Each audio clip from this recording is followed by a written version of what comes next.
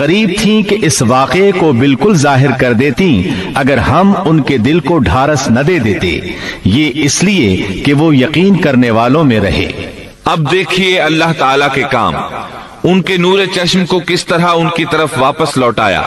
بچہ جب محل میں پہنچا تو اس نے دودھ کے لیے رونا شروع کر دیا۔ اس کے پاس دودھ پلانے والیاں لائی گئیں، لیکن بچے نے کسی عورت کا دودھ نہ پیا۔ آخر وہ بچے کو اٹھا کر باہر لائے۔ اللہ آیت 12 میں فرماتے ہیں وَحَرَّمْنَا عَلَيْهِ الْمَرَاضِعَ مِن قَبْلِ، اور ان کے پہنچنے سے پہلے ہم نے موسیٰ پر دائیوں کا دودھ حرام کر دیا تھا۔ جو عورت بھی آپ کو دودھ پلانے کی کوشش کرتی ناکام ہو جاتی۔ اب ظاہر ہے یہ رکاوٹ تو اللہ تعالیٰ کی طرف سے تھی، کوئی دودھ پلانے میں کامیاب ہو بھی کیسے سکتی تھی۔ ادھر موسیٰ علیہ السلام کی بہن دور کھڑی یہ سب دیکھ رہی تھی۔ سورۃ القصص آیت 12 میں ہے فقالت هل أدلكم على أهل بيت يكفلونه لكم وهم له ناصحون، یہ کہنے لگیں کیا میں تمہیں ایسا گھرانہ نہ بتاؤں جو اس بچے کی تمہارے لیے پرورش کرے اور ہوں بھی وہ اس بچے کے خیر خواہ۔ انہوں نے پوچھا اے بچی تو کیسے جانتی ہے کہ وہ اس بچے کی خیر خواہی کریں گی؟ بچی نے جواب دیا اس لیے کہ وہ ایک غریب گھرانہ ہے، جب انہیں معلوم ہوگا کہ یہ بچہ فرعون کے گھر سے آیا ہے تو انہیں انعام و اکرام ملنے کی امید رہے گی۔ اس گھر میں ایک نیک سیرت خاتون ہے، وہ اس بچے کو بخوشی دودھ پلانا قبول کرے گی۔ انہوں نے کہا چلو ٹھیک ہے، چنانچہ آپ کی بہن انہیں گھر لے آئی۔ والدہ محترمہ نے بچے کو دودھ پلایا تو آپ نے فوراً دودھ پینا شروع کر دیا۔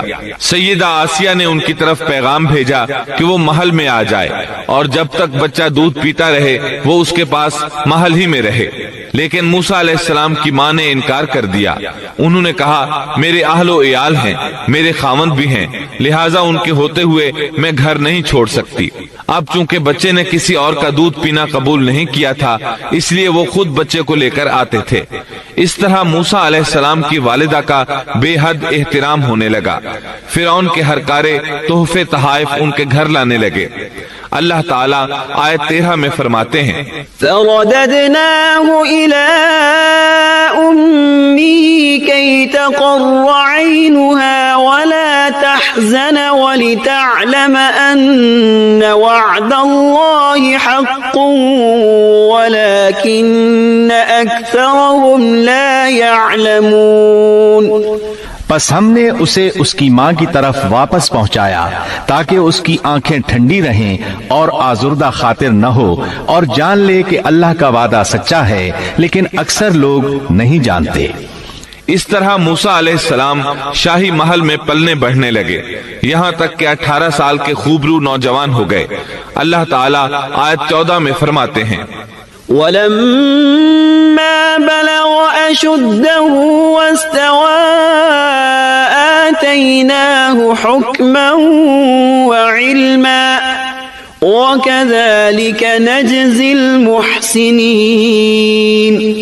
اور جب موسیٰ اپنی جوانی کو پہنچ گئے اور پورے توانا ہو گئے تو ہم نے انہیں علم و حکمت عطا فرمایا، نیکی کرنے والوں کو ہم اسی طرح بدلہ دیا کرتے ہیں۔ وقت گزرتا رہا،